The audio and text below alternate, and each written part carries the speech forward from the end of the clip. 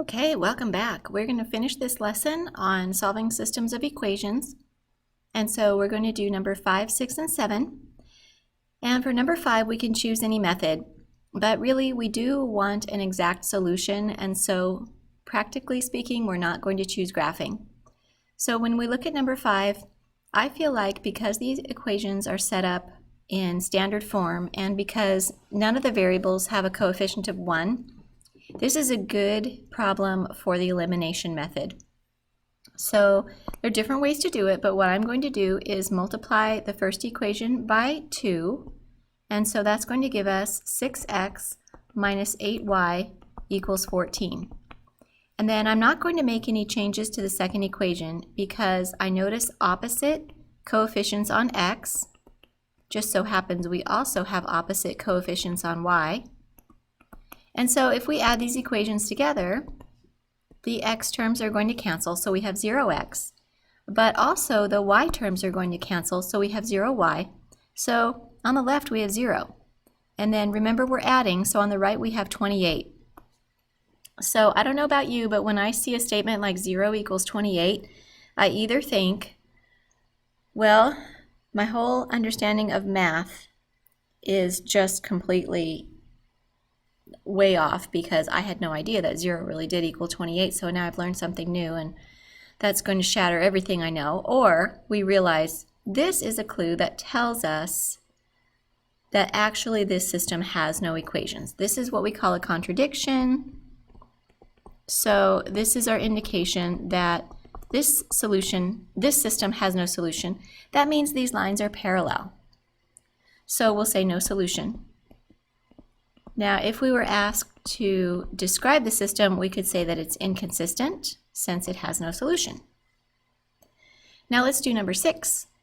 So I'm going to choose a different method for this one just so we can get some practice with the variety of methods. So let's do this one with substitution. And I think that the easiest thing to do would be to isolate y in the first equation. So I'm going to divide both sides of the equation by 2. So y equals 5 halves x minus 4. And that means we're going to take 5 halves x minus, oops, do you see what I did there? How about 5 halves x minus 2? That was almost quite a doozy. So we're going to take 5 halves x minus 2 and substitute it in for y in the second equation. So now the second equation is 10x minus 4 times the quantity 5 halves x minus 2 equals 8. Okay, let's distribute the negative 4. So we have 10x minus 10x, ooh, interesting, plus 8, ooh, even more interesting, equals 8. So 8 equals 8.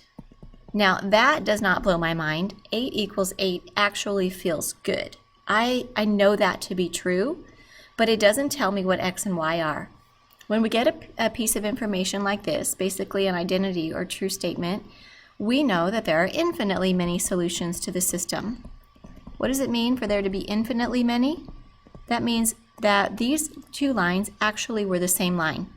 They looked different, the equations looked different, but if we were to graph them, they are the same line. Now, I want to make a note that saying infinitely many solutions is different from saying all real numbers. If you think about what this line looks like, it has a negative y-intercept, it has a positive slope. So there are infinitely many points on the line, and those points are the only solutions. There are also infinitely many points not on the line, and all of those points are not solutions to the system. Only the ones that fall on the line are solutions to the system. So be sure to use the correct terminology, infinitely many, don't say all real numbers. Okay, I guess this would be number 7. I forgot to number it. And we're going to do a word problem. This particular kind of word problem is known as a mixture problem. And what we have are two different solutions. A solution being a liquid where you have multiple things mixed together.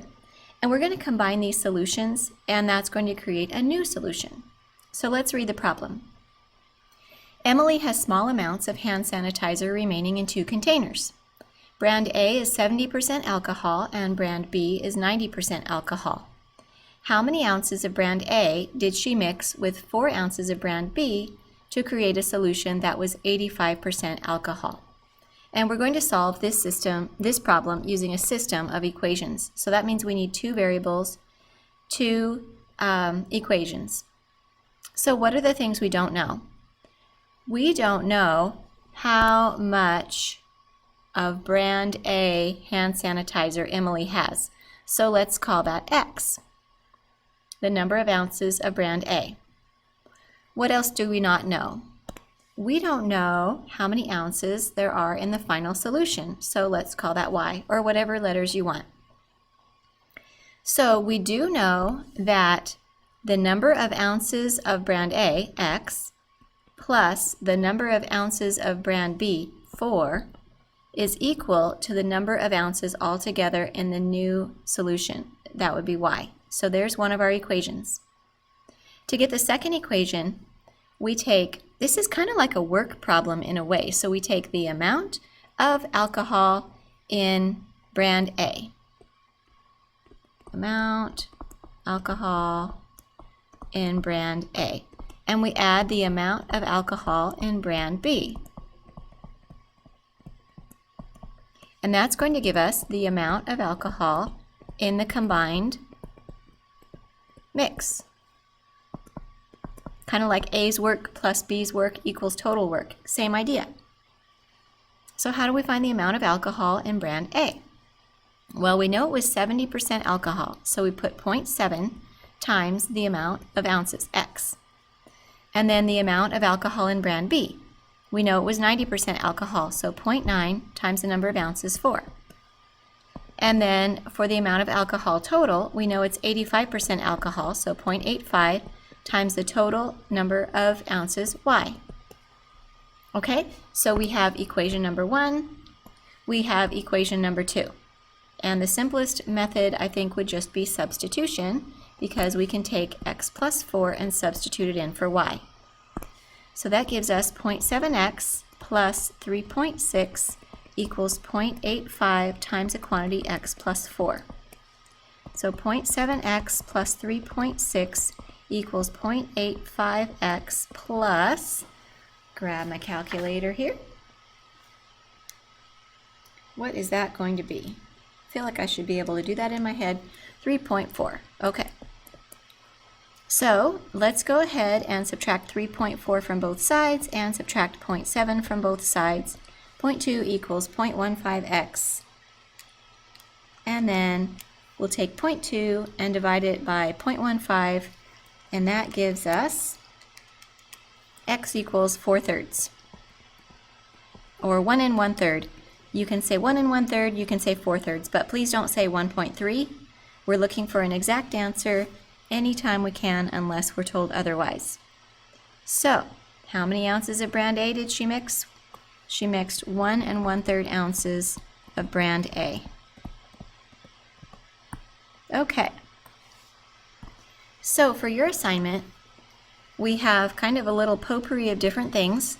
We have page 167, which has all three methods for solving. We have graphing, we have substitution, we have elimination. And then you know I love to give you word problems, so we have a couple of word problems there, a word problem there, and then I'm going to give you 3 mixture problems to do, and those are just written on Canvas. And then the answers to the lesson quiz on page 167 will be posted on Canvas, and also the answers to the mixture problems will be posted on Canvas. Thank you, everybody.